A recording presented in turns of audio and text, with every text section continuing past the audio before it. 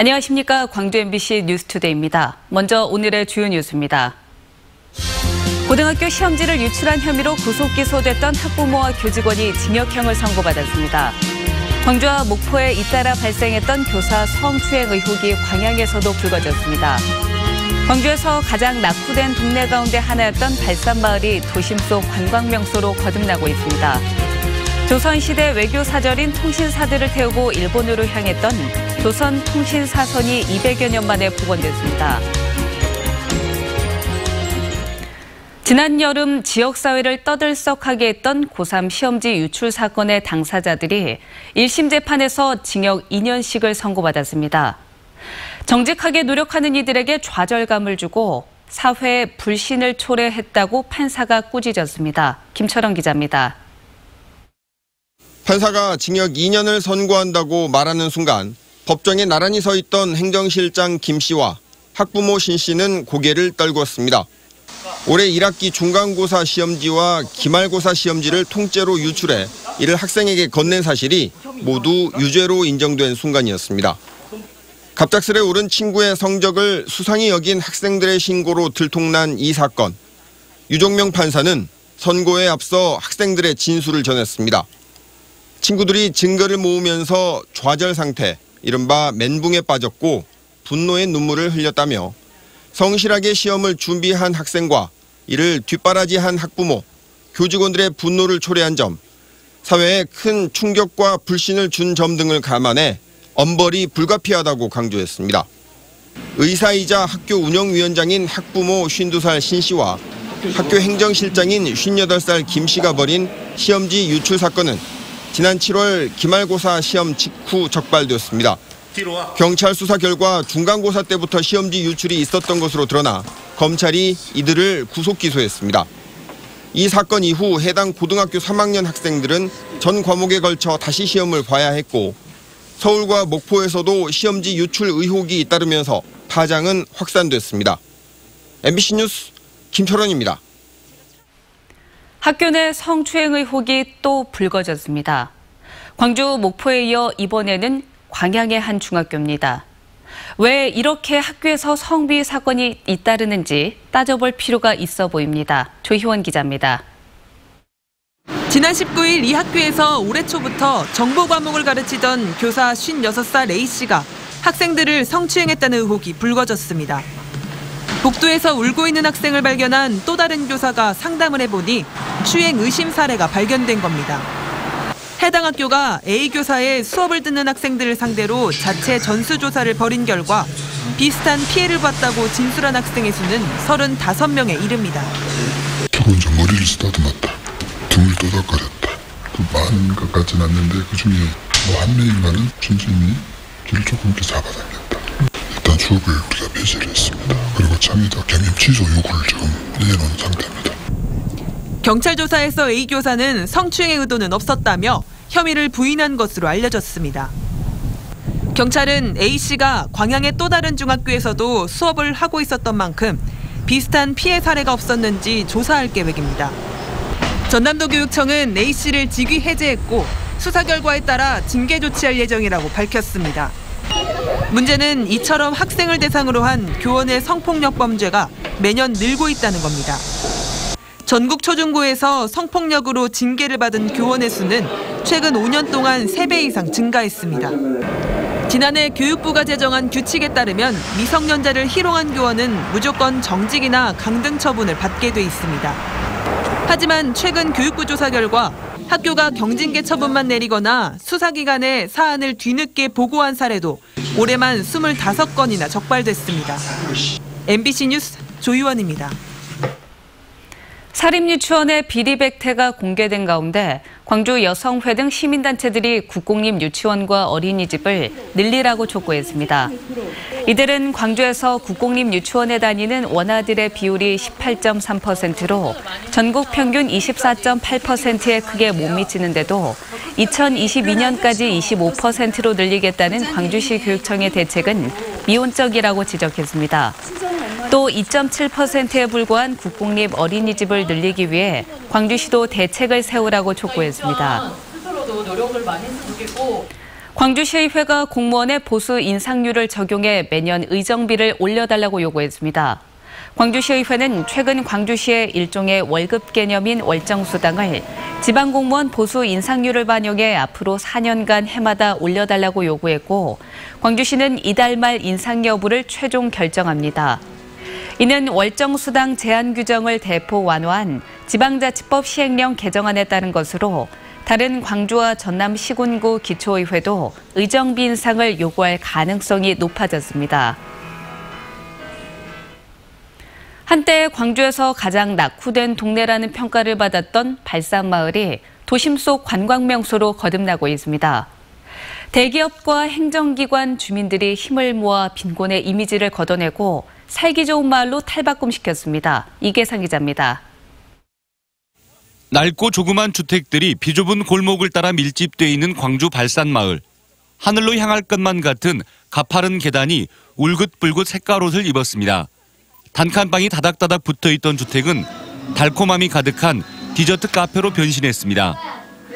색깔 있는 곳이 많이 있어서 그래서 신기해요. 네. 현대차그룹이 지난 2015년부터 사회공헌 활동으로 발산마을 도시재생 사업을 한 지 4년 남짓. 민관협력 프로젝트로 추진돼 마을 주민과 청년들이 함께 힘을 모았습니다. 빈집을 개조한 게스트하우스가 생기고 청년들의 손맛으로 채워진 식당과 빵집들이 마을 안에 활기를 불어넣고 있습니다. 4년의 시간을 통해서 좀씩 배우면서 같이 사업도 소소한 사업부터 시작해서 보조금 사업이라든가 이런 거 하면서 지금 좀씩 이제 어느 정도 탄탄해지고 있는 단계라고 보고 있습니다. 이런 노력 덕분에 발산마을에는 월 평균 6천여 명의 방문객들이 찾아오고 마을 주택 공실률은 30% 이상 감소했습니다. 도시 재생을 위해서 또 현대차그룹이 또 앞으로도 많은 또 생각과 또 한번 기여할 수 있는 곳이 있을지 계속적으로 해나가도록 하겠습니다. 광주 발산마을이 양림동 역사문화마을과 송정역 시장에 이어 광주를 대표하는 추억찾기 명소로 자리매김할 수 있을지 주목받고 있습니다.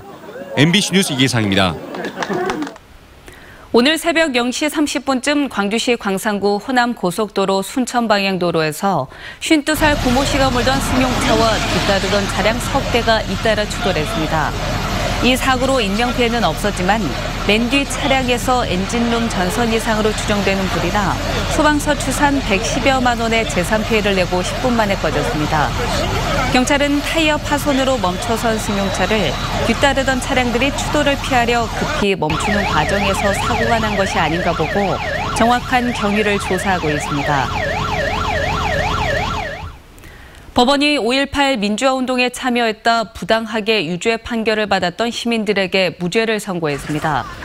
광주지법 제11형사부는 80년 5월 당시 시민군 활동을 벌이다 계엄군에 체포돼 계엄법 위반 등의 혐의로 실형을 선고받은 57살 정모 씨에 대한 재심에서 무죄를 선고받았습니다. 재판부는 전두환 정권의 범죄 행위에 반대한 것은 헌법의 존립과 헌법 질서를 수호하기 위한 정당한 행위로 범죄가 되지 않는다고 밝혔습니다. 이번 판결은 검찰이 지난 5월 부당하게 유죄 선고를 받았던 45명을 찾아내 직권으로 재심을 청구해서 이루어진 것으로 다른 피해자에 대한 재심도 진행되고 있습니다. 국내로 유입되는 철새들의 주요 번식지인 러시아와 중국 등지에서 AI 발생이 크게 증가하고 있습니다. 농림축산식품부에 따르면 러시아에서 발생한 AI가 지난해 36건에서 올해는 81건으로 2배 넘게 증가하고 있고, 중국, 대만 등 34개국에서는 490건의 고병원성 AI가 발생했습니다. 특히 고병원성 AI 가운데 66%가 국내에서 주로 발생하는 유형과 일치하는 것으로 조사됐습니다. 최근 5년 동안 전염병으로 살처분된 가축이 7,000마리를 넘어선 것으로 나타났습니다. 농식품부가 송금주 의원에게 제출한 자료에 따르면 지난 2013년부터 올해까지 전국에서 조류 인플루엔자와 구제역 등 전염병으로 7,200여만 마리가 살처분됐고, 전남에서는 구제역으로 가축 802천만여 마리가 살처분됐습니다. 손 의원은 매년 반복되는 전염병으로 축산농가의 피해를 줄이기 위해 신속한 초동 대처와 함께 농가의 행동요령 준수가 필요하다고 지적했습니다.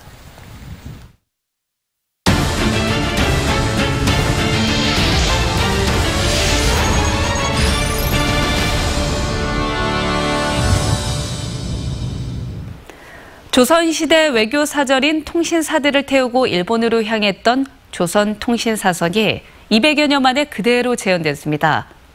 금강송 500그루를 들여서 만들었는데요. 실제로 일본으로 갈 예정입니다. 김진선 기자입니다. 조선통신사선 재현선이 웅장한 모습을 드러냈습니다. 길이 34.5m, 높이 3m, 돛대의 높이도 22m 규모로 실물 크기로 만들어졌습니다. 선조 40년인 1607년부터 200여 년 동안 조선 왕조 사절단을 태우고 12차례 일본을 오갔던 목선, 조선통신사선이 고증을 거쳐 복원된 겁니다.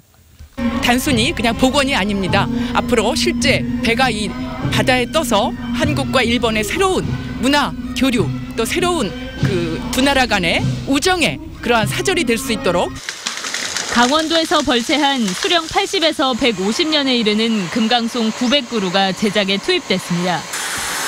조선시대 배 가운데 현재까지 확인된 가장 큰 목선이었던 만큼 지름 50cm 이상의 견고한 대형 나무를 투입한 겁니다. 실제 조선통신사선에 있었던 화려한 단청들도 이렇게 재현이 됐는데요. 당시 궁궐이나 사찰에만 있었던 단청이 있었다는 건 이 통신사선이 국왕을 대신한다는 의미였습니다. 돛대의 바람, 습도, 그리고 그런 것들이 알 수 있는 꽁털이 지금 현재 부착이 되어 있습니다. 이게 아무것도 아닌 것 같지만 선조들이 지혜에서 엿볼 수가 있거든요. 복원된 조선통신사선은 앞으로 찾아가는 선상박물관과 해양문화행사에 활용하고 우리나라와 일본에서 열리는 조선통신사 축제에도 참여할 예정입니다. MBC 뉴스 김진선입니다. 광주 MBC 창사 특집 토론 한반도 평화시대 전라도의 길 3부 대륙과 해양을 품다가 내일 방송됩니다. 이번 방송에서는 각계 전문가들이 참여해 한반도 평화를 기점으로 동북아시아에 불고 있는 공존과 번영의 의미를 살펴보고 대륙과 해양으로 향하는 관문으로서 전라도 길의 현재와 미래 가치를 진단해 봅니다. 5개 광고인들과 시민들의 참신한 아이디어를 구경할 수 있는 5개 광고 대상전이 5.18 민주광장에서 내일까지 열립니다. 올해 13회째인 5개 광고 대상전은 아름다운 간판 공모전에서 입상한 학생과 시민들의 창작품과 5개 광고 관련 첨단 장비들을 선보이고 있습니다. 또 예쁜 글씨로 가훈 써주기와 기념품 제공 등 다양한 부대 행사도 마련되어 있습니다. 전라남도는 에너지 스마트 산단 예정지인 나주 왕곡면 덕산리와 양산리, 장산리 일대를 토지거래 허가구역으로 지정 공고했습니다. 지정 기간은 오는 31일부터 2021년 10월 30일까지 3년간이고 이 기간에 일정 규모 이상의 농지와 임야 등을 거래할 때는 나주시장의 허가를 반드시 받아야 합니다. 나주 에너지 스마트 국가산단 예정지에는 2021년부터 3년 동안 2,560억 원이 투입돼 166만여 제곱미터의 산업단지와 기반시설이 조성됩니다. 가뭄에 취약한 농경지가 전국에서 전남이 가장 많은 것으로 조사됐습니다. 민주당 서삼석 의원이 한국농어촌공사로부터 제출받은 국감 자료에 따르면 수리시설이 없어 비에 의존해야 하는 천수답은 전국 농경지의 18.7%인 16만 7천여 헥타르로 파악됐습니다. 지역별로는 전남이 전체의 26.8%인 4만 5천여 헥타르로 가장 많았고 다음이 충남, 전북 등의 순이었습니다.